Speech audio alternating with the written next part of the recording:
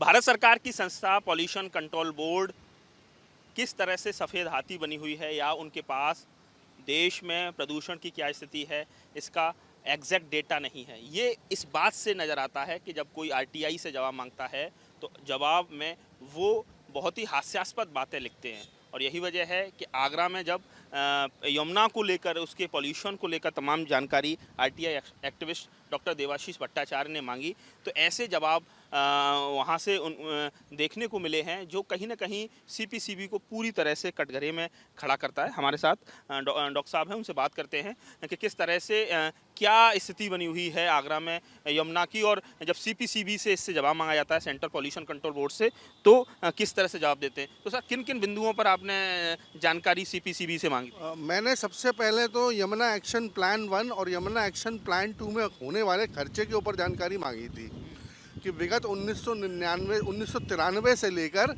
और सन 2023 तक कितना पैसा यमुना में खर्च हो गया और उससे यमुना में क्या सुधार हुआ। पिछले 25 वर्षों में यमुना में आए बदलाव, अच्छे या बुरे बदलाव की भी सूचना मांगी थी। साथ ही मैंने पिछले 100 वर्षों की सूचना मांगी थी कि सबसे गर्म मई और जून का महीना कौन से वर्ष रहे तथा सबसे ठंडे मई और जून के महीने कौन से वर्ष रहे। लेकिन दुर्भाग्य से सीपीसीबी ने किसी का भी जवाब ये देते हुए मना कर दिया कि इसका कोई रिकॉर्ड हमारे पास नहीं है। अब आप स्वयं देख सकते हैं कि 2000 करोड़ रुपए से ऊपर खर्च होगा यमुना की, और यमुना के शुद्धि के नाम पर, हाँ, शुद्धिकरण के नाम पर। और आज हालत ये है कि यमुना 1993 में जितनी प्रदूषित थी उससे 10 गुना ज़्यादा प्रदूषित आज है। आप देख रहे हैं यमुना किनारे खड़े हैं, भैंसें इतनी लाइन से भैंसें नहा रही हैं, उसमें पानी एकदम काला कुचैला है, मैला है। यमुना किनारे गंदगी भरी पड़ी हुई है। ना इसमें गिरने वाले नाले रोके गए, ना इसमें भैंसों का नहाना रोका गया, ना इसमें जो है धोबी घाट रोके गए। मतलब देख रहा हूँ कि लगातार अभी भी नगर निगम ने कई जगह पोस्टर लगाए हैं। हाँ। कि भैंसों का जाना पूरी तरह प्रतिबंध है, लोग गंदगी ना फैलाएं, लेकिन केवल पोस्टर लगाने तक ही सीमित रह गए।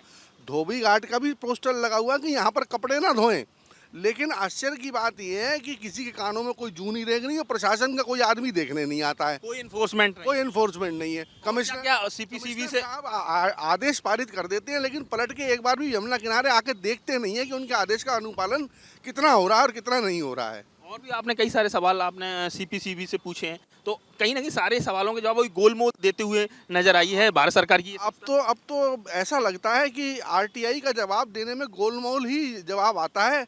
अब आरटीआई का कोई सीधा साधा सही जवाब जो अपेक्षित होता है वो नहीं आता है। और ख़ास करके ये ministry of environment and forest, CPCB, ये जो बॉडीज़ हैं जो जिनके अंडर में, मतलब मिनिस्ट्री के अंडर में आते हैं, ये लोग हमेशा गोलमाल ही जवाब देते हैं, डायरेक्ट जवाब नहीं देते ये कोई। तो आप क्या जब आपको जानकारी नहीं मिली तो इस अपील में जाएंगे? हाँ, मैंने अपील कर दी है, प्रथम अपील डाल दी है मैंने, और अब देखते हैं उसका क्या जवाब आता है। नहीं होगा तो मैं केंद्रीय सूचना तक आयोग तक ले जाऊँगा। आयोग तक जाएंगे। डॉक्टर देवाशीष भट्टाचार्य पर्यावरणविद हैं, लगातार आगरा और जो जनहित से जुड़े हुए मुद्दों को उठाते रहते हैं, तो ऐसे में आप समझ सकते हैं किस तरह से कालिंदी एक महज नाला नुमा नज़र आ रही है, प्रदूषण चरम पर है, और इसको लेकर उन्होंने आरटीआई दाखिल की थी जिसमें तमाम बिंदुवार उन्होंने जानकारी मांगी थी। तो आप समझ सकते हैं किस तरह से ये यमुना नदी की स्थिति बनी हुई है। सैकड़ों जो भैंसें हैं इस समय यमुना नदी में नज़र आ रही हैं।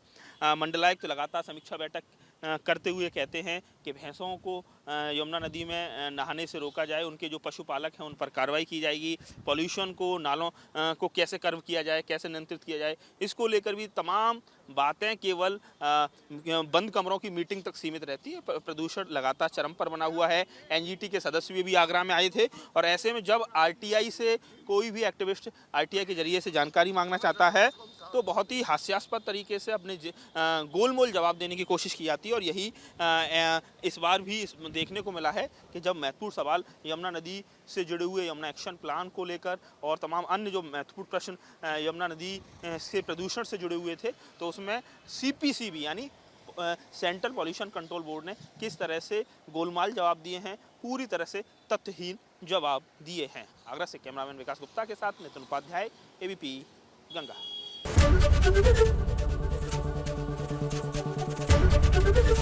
एबीपी गंगा, खबर आपकी, जुबान आपकी।